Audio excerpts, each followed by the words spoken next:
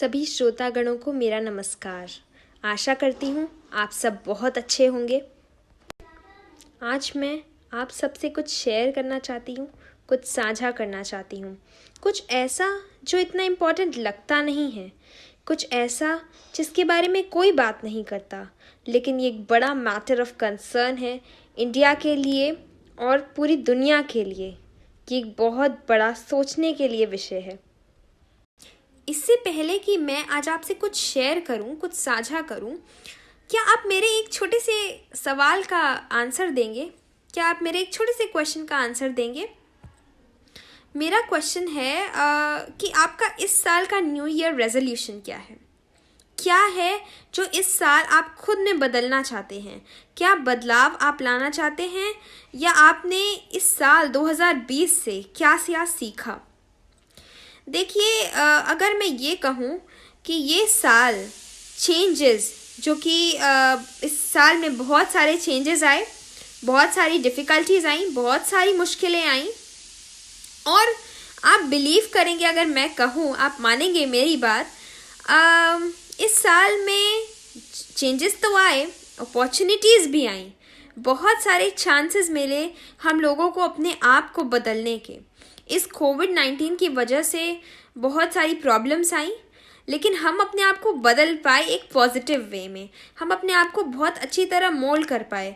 हम अपने आप को और अवेयर बना पाए क्लेanलीनेस के लिए, सैनिटाइजेशन के लिए। हम अपनी साफ़ सफाई का और ध्यान रखने लगे, और इस तरह कोविड-19 पिछले 1-2 साल में मैंने ये बात काफ़ी नोटिस की, काफ़ी देखा कि आजकल के लोग, स्पेशली बच्चे, जो आजकल की जनरेशन है, वो अपनी जड़ों से दूर होते जा रहे हैं, अपने कल्चर से, अपने ट्रेडिशन से दूर होते जा रहे हैं, अपने धर्म से दूर होते जा रहे हैं।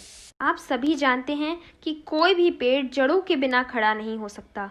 उसी तरह इंसान अपनी जड़ों के बिना, अपने ट्रेडिशन के बिना, अपने कल्चर के बिना, अपनी परंपराओं को छोड़कर खड़ा नहीं हो सकता। सही कह रही हूँ मैं ना? आज की जनरेशन ये सोचती है कि ये सारी पुरानी बातें हैं, दकियानूसी बातें हैं, जिनका कोई मतलब नहीं है। लेकिन आप विश्वास करें, ऐसा बिल्कुल नहीं है, ऐसा बिल्कुल भी नहीं है। आजकल के बच्चों के पास अपनी कल्चर, अपने ट्रेडिशन की बिल्कुल नॉलेज नहीं है। वो अपने ट्रेडिशन से लगातार दूर हो जाते हैं, और शायद इसका एक कारण हो सकता है मोबाइल फ़ोन का एडिक्शन। एक दूसरा कारण ये भी हो सकता है कि आज के समय में हम वर्किंग पेरेंट्स, हमारे दोनों पेरेंट्स वर्किंग होते हैं। जनरली मदर फादर दोनों काम करते हैं, दोनों बाहर रहते हैं। इसी कारण शायद बच्चों के साथ उतना क्वालिटी टाइम स्पेंड नहीं हो पाता। पेरेंट्स बच्चों के साथ उतना बैठ नहीं सकते, उतना टाइम नहीं दे पाते उन्हें, और इसीलिए शायद वो इंडियन कल्चर और मॉरल वैल्यूज़ को बच्चों में उतने अच्छे से इम्बाइब नहीं कर पा रहे। हमारे ग्रंथों के लिए, वेदों के लिए, पुराणों के लिए इंग्लिश का एक शब्द है माइथोलॉजी। माइथोलॉजी मतलब it is derive from the word myth. Myth शब्द से आया है ये वर्ड माइथोलॉजी, और मिथ मतलब होता है मिथ्या, something which is not true, कोई ऐसी चीज़ जो सच ना हो। तो क्या आपको लगता है कि रामायण, महाभारत, हमारी भगवद गीता सच नहीं है? बिल्कुल नहीं, ये बिल्कुल सच है। It is all our history and culture. ये हमारा इतिहास है, जिसे हमें अपने दिलों में संजोए रखना है। ऐसा नहीं है कि ये सच नहीं है, ये बिल्कुल सच है। ये इंग्लिश का टर्म माइथोलॉजी एक मिसनॉमर है। इसके लिए सही शब्द क्या है? एपिक्स। ये हमारी एपिक्स हैं, कल्चर हैं, जो हमारी नर्व्स में हैं, और जिन्हें हमें बचा के रखना है, अपनी आने वाली जनरेशन तक पास करना है। ऐसा ना हो कि हमारी कम नॉलेज के कारण या किसी कम इंटरेस्ट के कारण ये नष्ट हो जाएं, या ये हमारे साथ न रह पाएं। हम इन्हें अपने बच्चों में, अपने आगे आने वाली जनरेशन में, अपने छोटों में इन्हें इम्बाइब न कर सकें। और आप सब मेरा विश्वास करें जब मैं ये कहूँ कि रामायण, महाभारत, भगवद गीता, इनमें ऐसी बहुत सी बातें हैं जो आज के मॉरल कन्फ्यूजन को, आज के मॉरल डिलेमा को, आज की डेली लाइफ प्रॉब्लम्स को, आज के स्टूडेंट्स की प्रॉब्लम्स को, आज के स्टूडेंट्स के लिए ये बहुत हेल्पफुल साबित हो सकती हैं। अगर आप इन्हें पढ़ें, समझें, आगे की जनरेशन को पास करें, अपने छोटों को सिखाएं। रामायण त्रेता युग का ग्रंथ है, महाभारत और भगवद गीता द्वापर युग के ग्रंथ हैं, और आज का समय, जैसा कि आप जानते हैं, कलयुग चल रहा है। स्पेशली रामायण और महाभारत आज के समय से इतने रिलेटेबल हैं कि जब आप उन्हें पढ़ेंगे, समझेंगे, तो आप ये जान पाएंगे कि आज के समय से ये कितना ज़्यादा जुड़ा हुआ है, तब कही गई बातें आज कितनी सच हैं। अगर मैं अपनी बात करूँ तो मैं स्पिरिचुअलिटी में काफ़ी ज़्यादा इंटरेस्ट रखती हूँ। काफ़ी दिनों से मैं सोच रही थी, और आज साल का अंत हो रहा है, लोग न्यू ईयर रेजोल्यूशंस लेते हैं, तो मैंने सोचा क्यों ना हम सभी इंडियंस सभी मिलकर ये रेजोल्यूशन लें कि हम अपने कल्चर को, अपने ट्रेडिशन को, अपने धर्म ग्रंथों को हमेशा समझेंगे, पढ़ेंगे, उन्हें आगे प्रसारित करेंगे और कभी भी उन्हें पिछड़ा नहीं समझेंगे, उनसे दूर नहीं होंगे।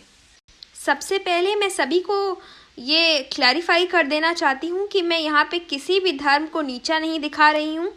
सभी धर्म अपने आप में ट्रुथ, पीस और हार्मनी प्रीच करते हैं, प्रसारित करते हैं। सभी धर्म अपने आप में ही अच्छे हैं।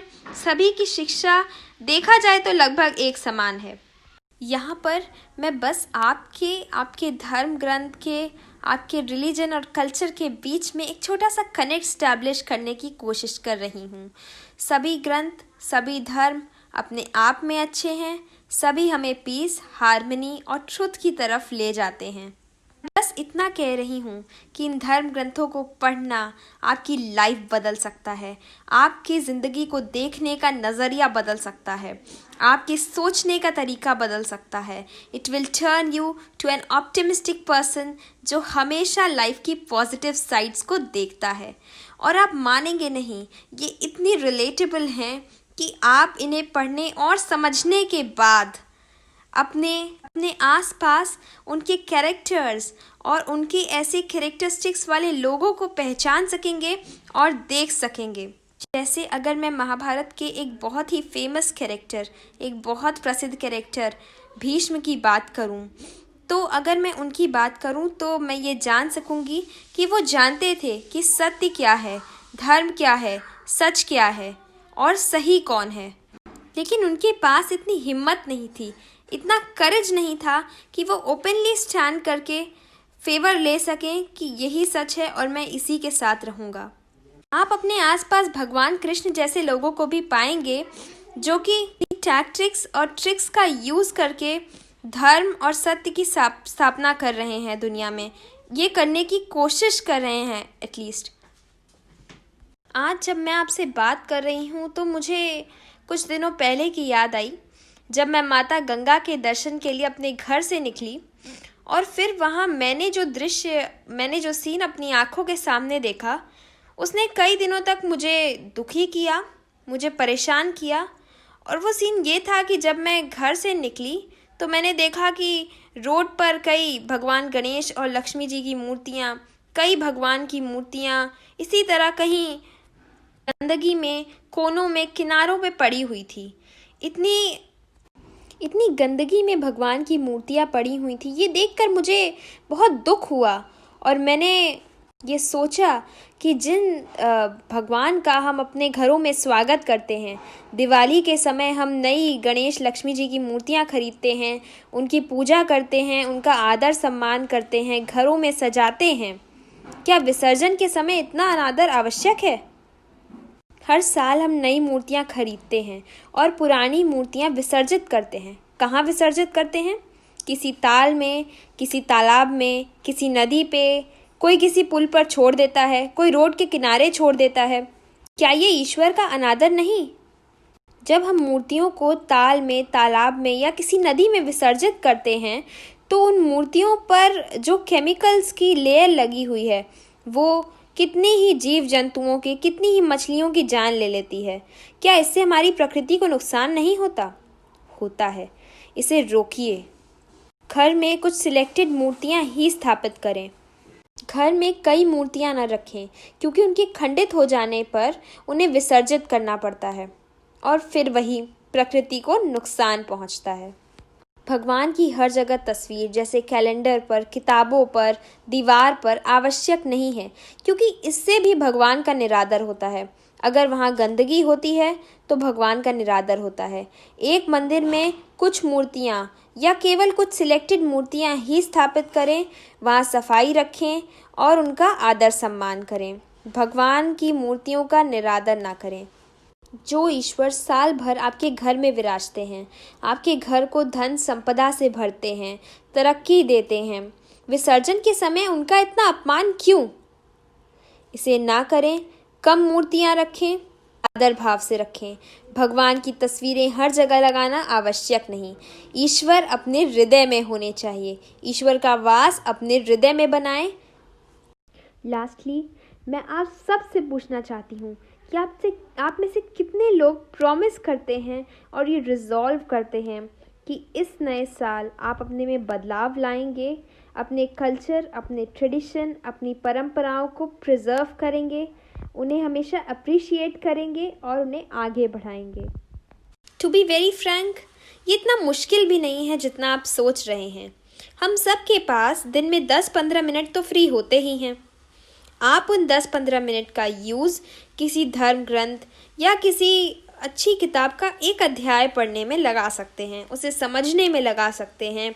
अपने घर में लोगों से, छोटों से बड़ों से इस बारे में बात कीजिए, उन्हें सिखाइए, बताइए और अपनी परंपराओं को आगे बढ़ाइए। जितना ज़्यादा से ज़्यादा हो सके आप इस वीडियो को शेयर करें विद द हैशटैग अपनी परंपरा, कि आप इस रेजोल्यूशन से ज़्यादा लोगों को जोड़ सकें। और हमेशा याद रखें, हम और आप इस कंट्री का, इस नेशन का, हमारे भारत का आने वाला भविष्य हैं और भारत अपनी परंपराओं से, अपने ट्रेडिशन और कल्चर से जाना जाता है।